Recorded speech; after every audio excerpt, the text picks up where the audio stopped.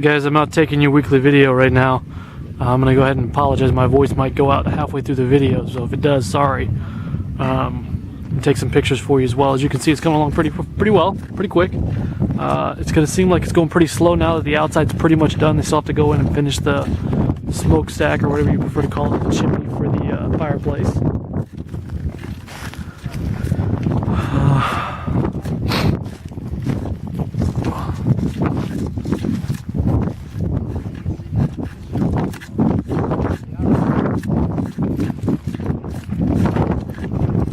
Got your windows installed.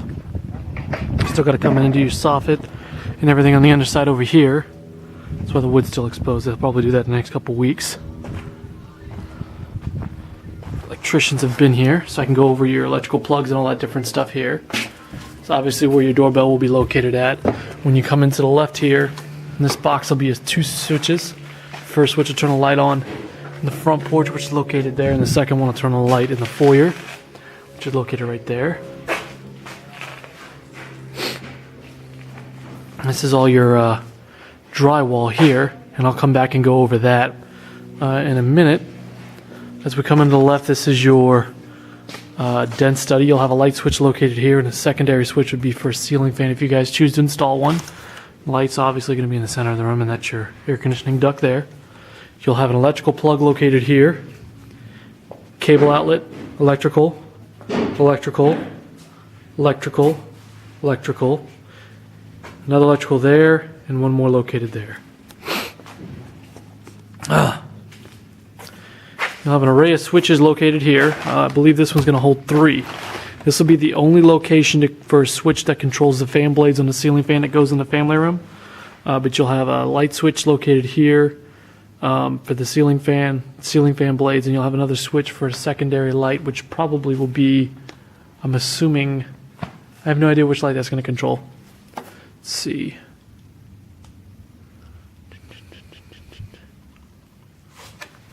It might be for the light over in the hall. No, it'll probably be for the light here in the hallway here. You'll have another switch here for this hallway. Light here. This is where your thermostat controls for your air conditioning unit will be. This is obviously the ducting done for your AC, and that's where the vent will be located at. As we come into the front bedroom, you'll have a light switch located here on the right. First switch would be for the light, second one would be for a ceiling fan. You've got an electrical outlet located here, cable outlet, electrical, electrical, electrical, one more electrical there, and this of course is the closet here.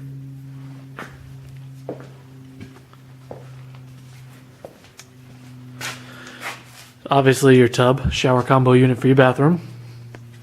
You have 2 sets of switches here. One's for the light, the secondary one's going to be the exterior vent, which is that unit there, and that's the duct line I was talking about before previously that runs outside. Not every builder does that. Some builders actually duct that or use the exterior vent to run straight into the roof line and use the vents in the roof. We run it straight outside, so you don't have to worry about any condensation or mildew created by that. This is obviously where your vanity and sink will be located at, and you'll have a mirror, and this wire up here is for your lights that'll be above your mirror. And this is where your toilet will be located at. Directly across the hall, a linen closet, and you'll have 4 shelves and the floor for storage. This is your middle bedroom here. When you walk in, to the left you've got a dual switch box. The first one will run the light on this, and the second one will run a ceiling fan if you install one. We've got electrical outlet located here, another one there, one there, one there, and then we've got one more there. And that's where your closet's located at.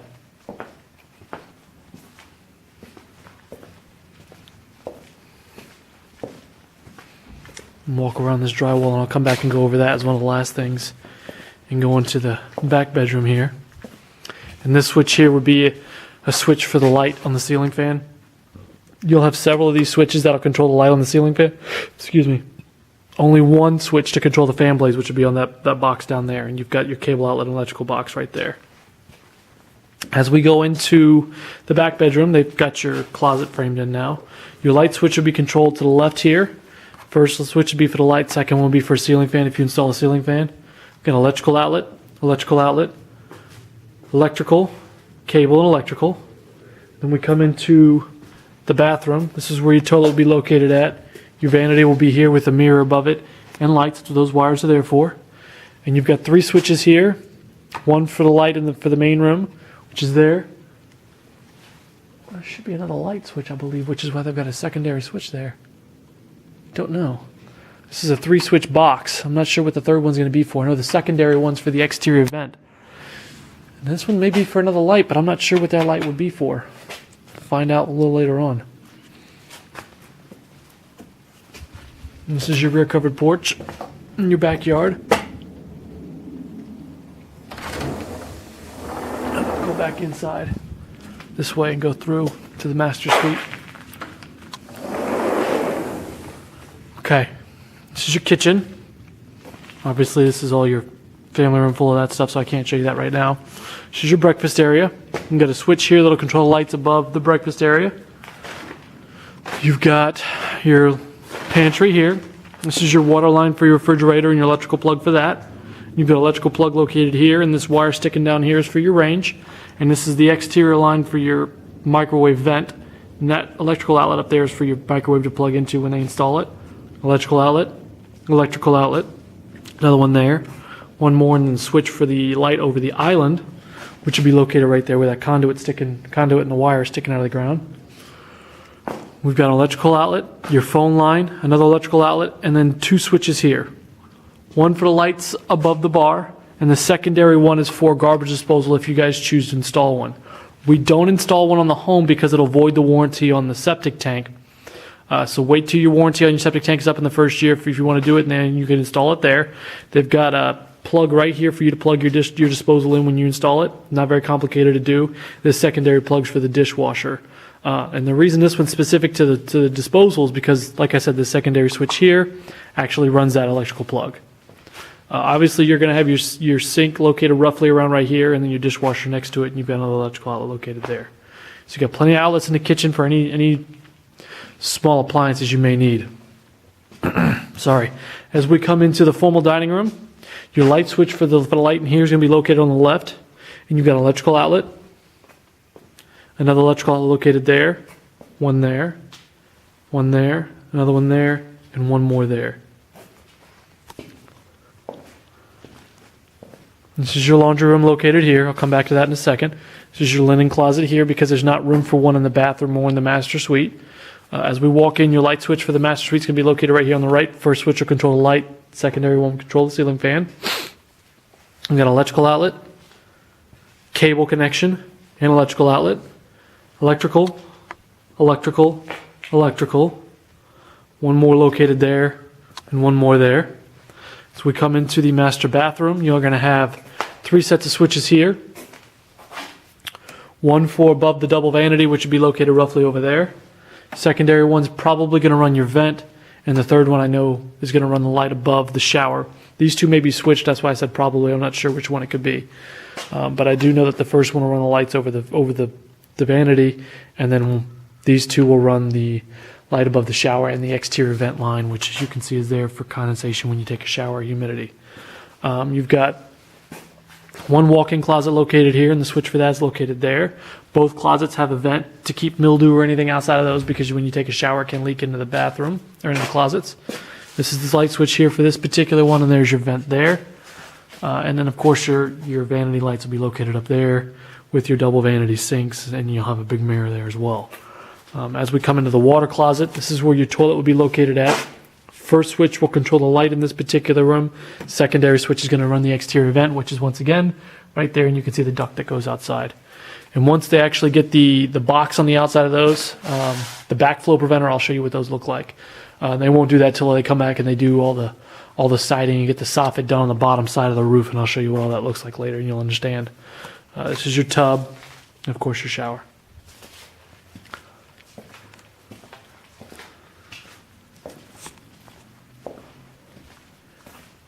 Okay, as we come into the laundry room,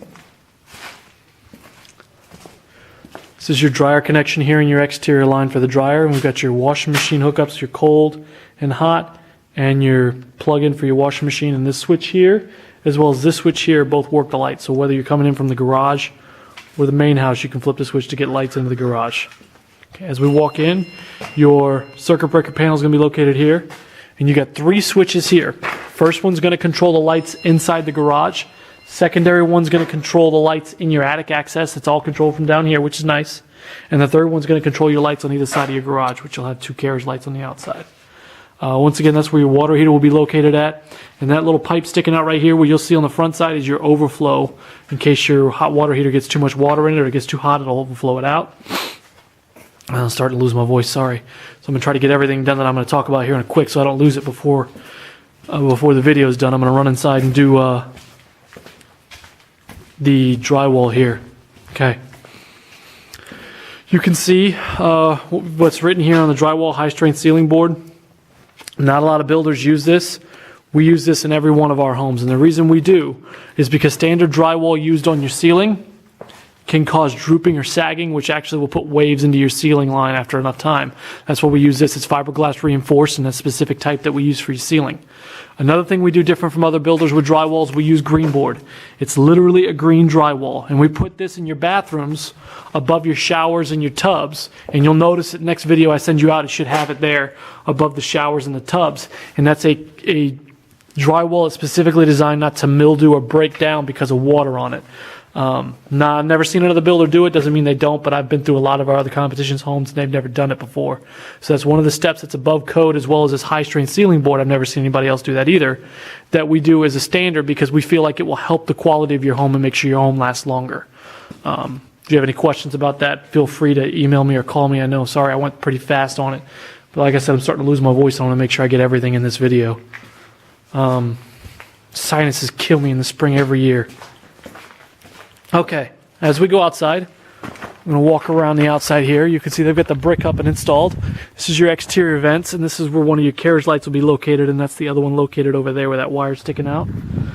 This is going to be your exterior electrical box. You know, I've got a circuit breaker panel on the inside. You're going to have a main outside as well that'll run a couple different things, like your main power for the house, one that runs your air conditioner. You'll have another one that runs your range inside, but we'll go over that in the walkthrough. So if there's ever a fire in the house, the fire department will come and kill the power of the whole house right here. These are your cable lines out here, and your phone line. Whenever you have the cable or satellite company, whoever you decide to go with, come hook up your cable and internet and all that other stuff. They'll come and hook it up right here and put a little box on the outside of the house. So it's going to look just like that until they come and do that. Like I said, you're going to have soffits down here, continuously vented soffits that run on the outside of the house, and you'll see those once we actually get those installed, which should be pretty soon, and I'll go over those with you. Trying to think if there's anything else I'm missing here. They're going to wrap that 4x4 pole in some vinyl as well, so it'll look better than that. Let's see. You've got a hose bib located here. You're going to have one in the front too, so I'll walk around so we can find the one in the front. Another one located there, which we're going to come up to here in a minute. And those lines there are for your air conditioning unit, but we'll go over a lot more of that in the next few videos when they install the main unit inside and the outside compressor unit. Here's another hose bib.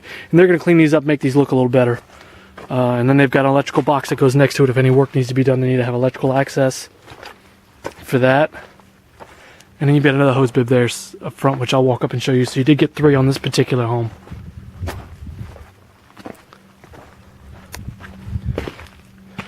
One located there. And let me walk up, it's a little hard to see in this light. One there, and then this is the blow off. They're going to cut this back a little bit, but you're still going to have this pipe sticking out. Like I said, that's your overflow for your hot water heater. If it starts to get too much pressure, it gets too hot, it'll overflow out of that into the garden area over here. And you've got electrical out located here underneath your porch as well. Like I said, if you guys have any questions, do not hesitate to call or email me. I hope you guys are doing okay up there. I don't think it's snowing right now, but I know you guys have dealt with a lot this winter. And if you have any questions, don't hesitate to call or email me. Hope you have a great week.